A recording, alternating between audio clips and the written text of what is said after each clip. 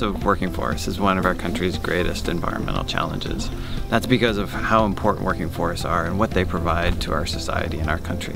So take jobs, for instance. Working forests provide millions of jobs in the pulp and paper and the forest products industry. It supports rural communities. They provide drinking water. 2/3 of Americans rely on drinking water that comes off of private forests. Take climate. So forests are an incredibly important role in stabilizing our atmosphere and our climate. Take wildlife habitat and recreational opportunities. The list goes on and on. So that's why working forests are so important. When we say working forests, we mean privately owned lands, often held by families or large investors that are managed for forest products.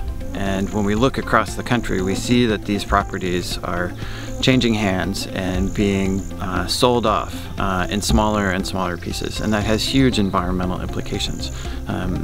We look particularly at the largest and most productive forests, and especially there we're just very concerned about the rate of loss of working forests.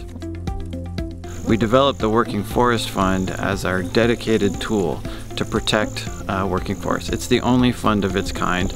It buys time for working forests.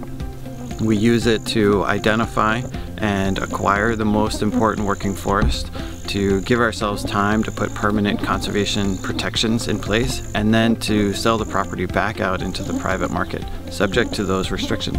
And that allows us to take the money from that first sale and roll it into acquiring the next project.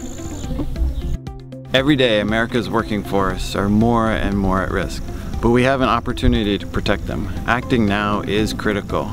I encourage you to see our working forests in a new light and to learn more about the Conservation Fund's unique approach.